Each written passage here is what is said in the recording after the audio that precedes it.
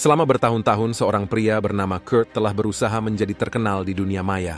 Dia merekam berbagai hal di saluran YouTube-nya, Kurt's World 96. Di antaranya adalah tutorial menggambar, bermain game, mengulas tentang sepatu, dan berbagai tips dan trik lainnya. Kurt juga mengenalkan ayahnya, Chris, yang berprofesi sebagai DJ dan telah bercerai dengan ibunya. Ibunya sangat sedih karena perceraian itu. Oleh karena itu, Kurt memutuskan untuk menjadi anak yang baik dan tinggal bersama ibunya sambil mencari uang sebagai pengasuh anak-anak. Ratusan video telah ia buat, namun ia tak kunjung mendapatkan penonton setia. Bahkan jumlah penontonnya tidak pernah lebih dari 10 orang. Keadaan ini sangat berbeda dari Bobby dan saluran YouTube-nya, Bobby Basecamp. Bobby adalah seorang anak yang pernah diasuh Kurt dan sekarang menjadi influencer terkenal. Kurt merasa dirinya sebagai teman Bobby, tapi Bobby tidak menganggapnya dan tidak nyaman bila ada Kurt tampil di vlognya. 10 tahun sudah berlalu dan Kurt masih berkutat bagaimana salurannya bisa terkenal. Dan sekarang ia sedang mempersiapkan usaha pamungkasnya yang ia sebut sebagai pelajaran. Tujuannya adalah mengajarkan orang-orang bagaimana mendapatkan pengikut online dengan cepat. Kurt mulai dengan mempersiapkan mobilnya. Kurt memasang banyak kamera dan menyiapkan minuman botol yang banyak. Ia mengatakan bahwa ini adalah langkah pertama dari pelajaran itu.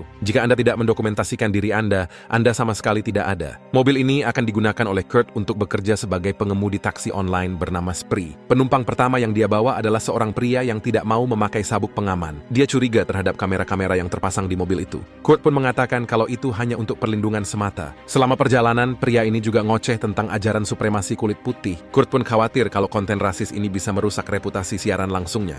Maka dari itu dia mulai mengemudi dengan lebih ugal-ugalan. Pria itu mengeluh dan Kurt pun menyodorkan minuman botol gratis yang telah ia siapkan. Ternyata air ini telah ia taruhkan racun. Kurt bahkan membuat video tutorial lengkap tentang cara melakukannya tanpa terdeteksi. Kurt kemudian memutar musik, memacu mobilnya dan menerobos rambu lalu lintas. Sementara itu, pria tadi meninggal di kursi belakangnya.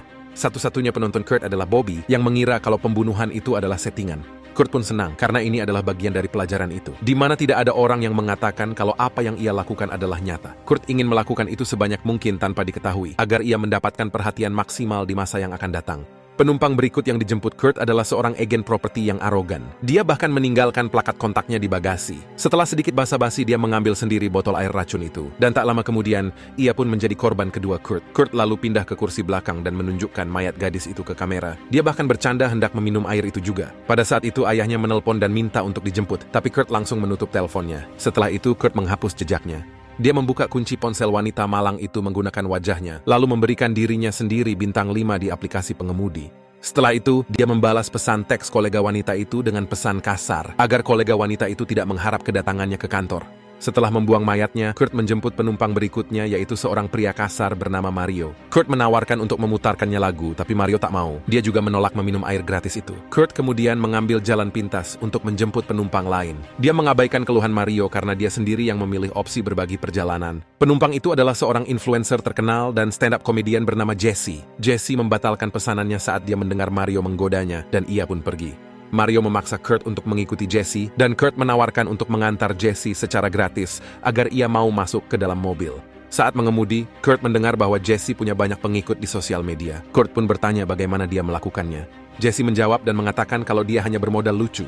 Selanjutnya, Kurt meminta bantuan Mario agar ia terus menggoda Jesse, bahkan dengan komentar yang sangat tidak pantas. Diam-diam Jesse merekam semuanya untuk diposting di media sosialnya sebelum turun dari mobil itu. Ia muak dengan kedua pria yang mengganggunya ini. Sekarang Kurt kesal karena dia kehilangan kesempatan untuk berteman dengan influencer sukses. Kurt lalu mengubah rute. Dia membawa Mario ke lokasi konstruksi yang jauh. Kurt memacu mobilnya dengan cepat sehingga Mario merasa mual. Ia pun memintanya keluar dari mobil agar tidak muntah di dalam. Meski Mario mengeluh, dia tetap keluar menghirup udara segar dan meredakan pusingnya.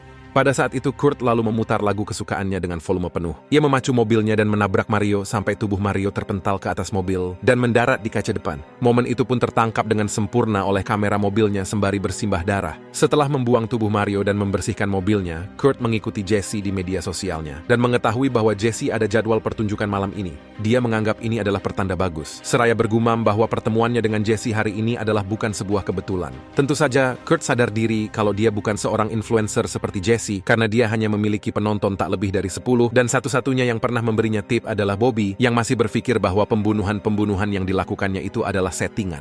Anggapan itu ada karena Bobby sendiri adalah seorang konten kreator yang sering membuat konten ngeprank orang. Dia sering ngeprank para tunawisma di jalanan hanya demi konten. Dia jelas tidak sama dengan Jesse yang disukai orang karena dia tulus dan apa adanya. Beberapa saat kemudian, Kurt berhenti di pom bensin. Dia pun memajang pelang agen properti itu di sana. Sambil mengisi bensin, ia bertengkar dengan Bobby di ponsel. Bobby mengatakan kalau konten Kurt membosankan karena ia tidak memakai mode siaran langsung. Setelah semua darah telah ia bersihkan di mobilnya, Kurt mencoba sesuatu yang lebih menantang seperti saran Bobby, yaitu mengemudi ugal-ugalan saat menjemput penumpang berikutnya. Penumpangnya kali ini adalah grup sosialita yang terdiri dari Richard, Kendra, dan London. Richard dan Kendra awalnya takut oleh cara Kurt mengemudi, tetapi London merasa sangat antusias karena dia merasa seperti sedang dalam petualangan. Dia pun pindah ke kursi depan menemani Kurt. Akhirnya, Kurt keluar dari rute awalnya dan membawa ketiganya ke tempat barang rongsokan. Dia mengatakan kepada Richard dan Kendra untuk keluar dari sunroof karena di sini pemandangannya bagus untuk berfoto. Richard dan Kendra lalu keluar dan mereka benar-benar senang. Sesaat kemudian, Kurt mulai mengemudi lebih cepat dan tiba-tiba ia menutup sunroof, menjebak kedua korbannya. Sementara di dalam, lagunya ia putar dengan keras. Pada saat itu, beberapa anjing liar melompat ke atas dan memakan Richard dan Kendra. Sementara itu, Kurt mengambil bor portable yang telah ia siapkan dan membunuh London dengan itu. Setelah itu, Kurt membawa mobilnya ke tempat pencucian mobil lalu menelpon Bobby dan meminta pendapatnya. Sayangnya, Bobby mengatakan kalau ia tidak sempat menonton aksi pembunuhan sadis yang dilakukan Kurt tadi. Sebenarnya Bobby berhenti menonton siaran langsung Kurt karena menurutnya konten Kurt kurang menarik. Kurt lalu menuntut Bobby mengapa Bobby belum memberinya endorse seperti yang ia janjikan. Bobby pun mengatakan kepadanya bahwa ia lebih suka menonton Jesse karena ia terlihat lebih autentik. Setelah itu, Kurt melihat media sosial Jesse lagi, tapi rasa iri dalam hatinya membuatnya berkomentar negatif. Kurt bahkan mengkritiknya dalam detail-detail kecil, seperti mengapa Jesse tidak merekam vlognya secara vertikal. Saat Kurt yang sedang emosi mengemudi ke sebuah rumah di pinggiran kota, Jesse memposting video yang dia rekam di dalam mobil Kurt tadi untuk memberi pelajaran ke Mario dan Kurt. Jesse lalu mengunjungi neneknya dan merawatnya dengan baik sambil terus merekamnya untuk media sosialnya. Tiba-tiba bel pintu Jesse berdering dan dia pun khawatir karena ia sedang tidak menunggu siapapun. Ternyata itu adalah rekan komedian Jesse yang bernama Mike. Ia ingin membahas beberapa hal terkait job mereka. Sementara itu, Kurt ternyata sedang mengunjungi Bobby. Bobby pun mengusir Kurt karena mereka bukan kolaborator atau teman. Dan semua ini ia ucapkan di depan kamera agar penggemarnya menyaksikan dalam siaran langsungnya. Bobby menghina Kurt saat dia mendekat dan meminta bantuan. Para penggemar Bobby pun beralih ke siaran langsung Kurt untuk melihat sisi lain dari argumen Bobby itu. Tiba-tiba Kurt menusuk Bobby dengan sebilah pisau ketika jumlah penontonnya akhirnya mencapai 2 digit. Bobby pun mencoba membela diri dan mengeluarkan sebuah pistol, tapi Bobby tidak berdaya. Kurt berhasil mengalahkan dan langsung membunuhnya. Meskipun audiensnya percaya bahwa semua ini hanya settingan, Kurt berhasil mencapai ratusan penonton dengan menghost siarannya di feed Bobby. Dia bahkan merekam dirinya sendiri sedang mandi untuk membersihkan darah dan merapihkan barang-barang Bobby. Pada saat itu, ayahnya mengirim pesan agar Kurt menjemputnya karena ayahnya ada pertunjukan. Awalnya, Kurt enggan menjemput ayahnya karena dia hendak pergi ke pertunjukan Jesse. Tetapi saat ayahnya mengatakan kalau ia akan bertemu dengan seorang DJ terkenal, Kurt pun hendak memanfaatkan kesempatan itu. Kurt lalu menjemput ayahnya. Hubungan mereka jelas terlihat canggung, dan seterusnya membuat mereka terlibat dalam sebuah pertengkaran. Ayahnya kaget menemukan sebuah senjata di dalam mobil itu. Lalu ia pun mengomel pada anaknya dan memicu pertengkaran lain. Sampai mereka harus menyembunyikan senjata itu karena ada polisi yang lewat. Saat mereka akhirnya tiba di klub, mereka bertemu dengan DJ terkenal itu. Ia bernama Uno. Kurt pun meminta Uno, apakah Uno bisa menandai saluran miliknya dalam postingannya. Awalnya Uno menolak, tapi kemudian dia lelah berada di sana dan setuju memberikan Kurt promosi jika Kurt mau mengantarnya ke sebuah truk taco. Akhirnya mereka menemukan truk taco dan Uno menyuruh Kurt untuk mengambil foto-foto untuknya, lalu memintanya antri di sana sebagai bagian dari kesepakatan mereka. Antrian itu cukup panjang, jadi Kurt sengaja pura-pura update story yang jorok agar para pelanggan lain pergi. Sementara itu, Uno melihat sekelilingnya di dalam mobil Kurt dan menemukan senjata yang diambil Kurt dari Bobby, lalu ia gunakan untuk foto selfie. Setelah itu dia minum air botol, tapi ternyata air itu adalah salah satu air botol beracun Kurt dan ia pun langsung pingsan. Saat Kurt kembali ke mobil membawa makanan, ia menemukan Uno sudah mati. Dia pun dengan cepat membuang botol air itu, dan kejadian ini pun menarik perhatian polisi yang kemudian menghampirinya, lalu memeriksa SIM-nya. Sementara itu, Kurt berpura-pura dan bilang bahwa Uno adalah pacarnya yang sedang tidur. Tiba-tiba Uno terbangun karena ia baru minum sedikit air racun itu. Dia melihat polisi, dan dia pun panik lalu menembak salah satu polisi itu, kemudian melarikan diri. Polisi yang lain mengejarnya. Sementara itu, Kurt memanfaatkan kesempatan itu untuk kabur menggunakan mobilnya. Tapi dia pun juga diikuti polisi. Semua kejadian ini meningkatkan jumlah penonton siaran langsungnya hingga mencapai ribuan. Saat Kurt putus asa untuk lepas dari kejaran polisi itu, Kurt pun mulai mengemudi ugal-ugalan dan akhirnya menabrak tenda para tunawisma. Hal itu menyebabkan beberapa gelandangan itu terbunuh dan mobilnya terbalik. Sementara itu, Jesse sedang diantar oleh Mike ke pertunjukannya. Jesse merasa risih karena Mike terus-menerus promosi kalau dirinya punya banyak kontak orang penting. Mike juga tampil sebentar untuk pembukaan sebelum Jesse tampil, tapi tidak banyak membuat para penonton tertawa. Namun penonton langsung menjadi antusias saat Jesse naik panggung. Dan di salah satu sudut ada Kurt yang nyempil dengan senjatanya.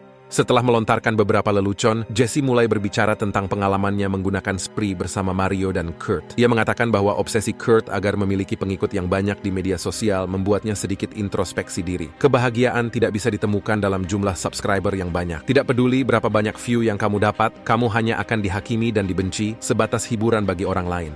Jesse pun menyelesaikan pertunjukannya dengan membanting ponselnya di atas panggung, mengakhiri ketergantungannya pada media sosial, dan melempar mikrofon lalu meninggalkan semua orang yang menyaksikannya dalam keadaan shock. Terharu oleh pidato Jesse, Kurt memutuskan untuk pergi tanpa membuat kekacauan apapun. Dia pun tahu bahwa layanan spree-nya ditangguhkan sementara karena aksi pembunuhannya. Kurt lalu memakai aplikasi lain bernama GoGo. Dia pun naik ke mobil seorang pria ramah bernama David. David mengatakan kalau dia bukan pengemudi gila yang membunuh setiap penumpangnya. Kurt pun merasa tersinggung oleh komentar itu. Dan tanpa ragu, ia pun membunuh David dalam hitungan detik. Sementara itu di bar, Jesse kesal menghadapi Mike yang tidak berhenti merekamnya meski dia sudah tidak lagi aktif di media sosial. Jesse pun memutuskan untuk menghindarinya, lalu ia memesan GoGo. Mobil David tiba, tetapi pengemudi di dalamnya adalah Kurt. Kurt lalu mengungkapkan kepada Jesse bahwa dia adalah pengemudi yang dia bully dalam pertunjukannya tadi. Kurt juga memberitahu Jesse kalau dia hadir di pertunjukannya. Jadi dia tahu kalau Jesse tidak bisa menggunakan ponselnya untuk meminta bantuan karena ia telah menghancurkannya. Mengira Jesse tak berdaya, Kurt memberitahunya bahwa dia akan membawa Jesse ke rumahnya agar mereka dapat saling kenal lebih dekat. Jesse pun melawan menggunakan kabel charger HP-nya dan mencekik Kurt sampai mobilnya menabrak tempat sampah. Kurt menghentikan mobilnya lalu merespons dengan memukul Jesse hingga ia pingsan. Kemudian dia pun lanjut mengemudi. Setelah sampai di halaman rumahnya, dia menarik Jesse ke bawah cahaya lampu mobilnya. Dia melakukan polling kepada penontonnya apa yang harus dia lakukan pada Jesse. Para penontonnya pun memilih untuk membunuhnya. Kurt lalu bersiap untuk menabrak Jesse di mana para penontonnya sedang menunggunya. Namun saat dia berhenti untuk menyesuaikan kamera yang terjatuh, dia tak melihat Jesse. Kurt pun keluar dari mobil untuk mencarinya. Sementara itu di kolom chat para penonton mengecamnya karena tindakan bodohnya. Ternyata penontonnya benar. Jesse memanfaatkan kesempatan itu untuk masuk ke dalam mobil dan mengambil alih kemudi. Jesse dengan cepat mengemudikan mobil itu dan mengejar Kurt. Jesse kehilangan kendali dan mobil itu pun menabrak rumah Kurt. Kurt pun berhasil menghindar. Kurt lalu mencoba membunuh Jesse dengan mendorong wajahnya ke airbag. Tapi Jesse berhasil melepaskan diri dan Kurt pun melarikan diri ke ruangan lain. Jesse mencoba memberitahu para penonton bahwa dia benar-benar sedang membutuhkan bantuan. Jesse juga coba meyakinkan mereka kalau ini adalah kejadian nyata. Saat itu ayah Kurt datang dan ia kaget menemukan rumah itu hancur dan jasad ibu Kurt tergeletak tewas di lantai. Ternyata ibunya adalah korban pertama Kurt. Dia membunuhnya di belakang layar tepat sebelum ia berangkat untuk menjalankan aksi pertamanya. Tiba-tiba Kurt muncul lalu mengambil pistol Bobby dari mobilnya yang kemudian ia gunakan untuk menembak ayahnya berkali-kali. Ayahnya pun tewas. Sementara itu Jesse mencoba kabur dengan mobil itu. Tapi saat mau mundur, mobil itu terganjal. Dia pun lantas maju ke depan dan menabrak Kurt ke tembok. Para penonton di obrolan memberitahu Jesse untuk memeriksa tubuh Kurt. Jesse pun melakukannya. Ternyata Kurt belum mati. Jesse pun terpaksa menyelesaikan tugas ini. Ia lalu menghancurkan kepala Kurt dengan HP-nya sendiri. Kilas balik beberapa menit sebelumnya, terlihat Kurt merasa bangga karena dia telah memiliki 50.000 penonton live. Di kolom obrolan, para penonton pun meminta Jesse agar selfie dengan mayat Kurt, dan Jesse pun melakukannya. Beberapa hari kemudian, kasus Kurt menjadi berita viral. Jesse akhirnya menjadi semakin terkenal dari sebelumnya. Dia bahkan dijuluki Ratu Multimedia. Meskipun Kurt dibenci oleh semua orang, beberapa komunitas di dunia maya yang lebih kasar menganggapnya sebagai pahlawan. Saat forum-forum ini dipenuhi dengan kekaguman mereka untuk Kurt, seorang pengguna mengungkapkan bahwa mereka telah membuat film tentang Kurt yang berjudul Spree.